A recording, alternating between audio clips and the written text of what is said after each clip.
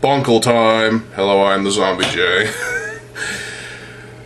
This is an interesting video for me to record because I made... Well, to put this in context, remember in 2007 where there was all these different little polybag sets, including bad guy, good guy, another bad guy, another good guy, and there's these promotional polybags that you can actually source the pieces and build yourself. You don't have to spend a fuck ton of money to buy the set itself off of eBay or what have you. So one of them I actually built, and if you remember my video showing off the one of the 2006 good guys, you know, the maskless thing, this thing is more of a Rahi. But it's a Rahi, and its torso is a gun, basically. It's a blaster. This is bad guy. This is pretty cool, too. I'm pretty sure this Sphere is the right color. I built this out of parts from my own collection, obviously. I built this back, God, like a decade or less ago. Actually, it was more like I don't even remember anymore. Point is, I remember years ago I built this out of parts from my own collection, and thought it was cool enough to rebuild, because I was lucky enough to have enough parts to actually build this fucker. Now, obviously, some parts are loose. I can't be, you know, helped, but whatever.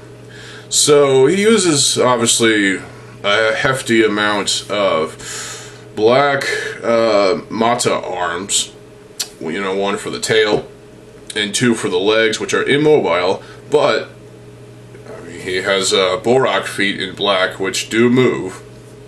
They are posable. This one's fairly tight. It was hard to, you know, pluck it into the thing. The crotch region is the light gray socket. It's the only socket besides the sockets in the feet, obviously the ankles. The end of the tail is the little 2007 Mari blade. This one has Sharpie residue. Might finish that off and, you know, get rid of it. He has two little pincers here, Mantax pincers, on either side. I guess those are its melee weapons, or its whatever. He does have a blaster, a Sphere launcher. So, you know, he just you know how a Zammer launcher works. You hold it like this and thrust, and then it shoots the Zammer ball. I'm not going to do that because I don't want to lose the thing. The head is just a Inika Foot version 2, in black, obviously, with two Baraki eyes in trans red. With the articulation, it's a little loose on here. I think under here, like, it can do that and do an uppercut attack, you know, or that can pose as like a penis, but no. So the articulation wise, this tail can move, and the ankles can move. That's basically it. This thing is very limited in posability. As a little desk toy, I think it works, but for serious play, there's nothing really there for you except for the Sphere launcher, which is pretty cool. I'm not particularly fond of the idea of characters with blasters built into their torsos. Looking at you, Korgot. But that was a unique thing. Korgot wasn't the you know, the Protector of Earth wasn't the first character to have a blaster built into their torso. Look at this thing. So, it's been done before, so Korgot is nothing special. I still like the set, though.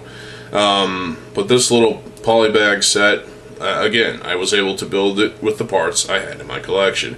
The half pins that are that attach these Baraki eyes to the head, those are blue, obviously, and the there's a piece that connects the head to the red axle, and that's light gray. Obviously, there's a gunmetal, titanium colored Zammer launcher, and a very minimal amount of parts. I mean, really. So,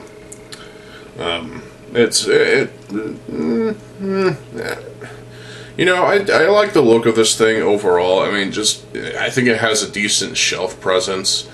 It's just not particularly that great. I mean, it's amusing to look at because of how ridiculous they managed to get something out of it. It's just kind of silly, but I do like it.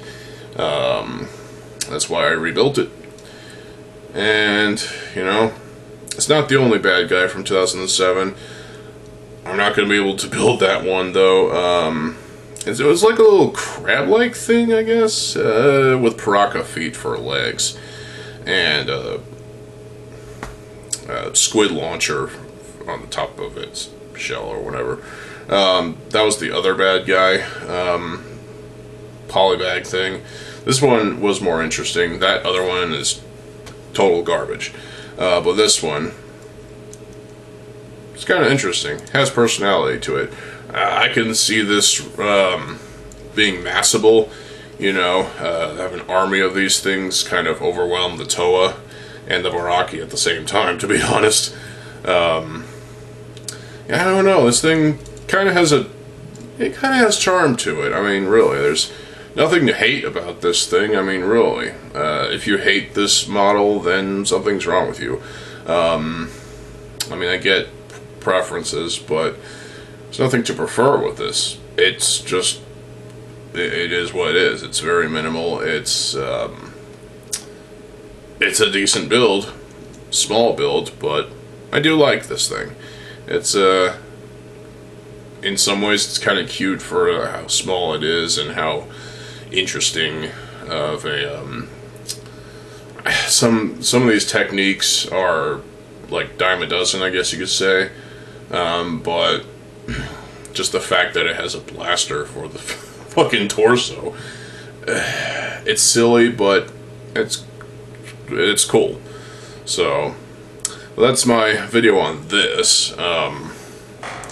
If you want to build this yourself, well, all the parts are probably in your collection, and if you don't have any of these parts, go to Bricklink. Or if you want to get the set, the actual polybag, look towards eBay or whatever, because it's out there somewhere. I didn't want to spend the money to order it, so I built it, and I'm glad I did. So it's going to go back on the shelf where it should be, instead of in my parts collection. So that's it for this video, and I hope you all enjoyed this video. Let me know what your favorites of all of the good guy, bad guy promo sets that came out during Bionicle G1's run. I know there was only 2 that G2 had. It was Skull Scorpion, and Agil, the Creature of Light. There was a story reason behind Agil, obviously.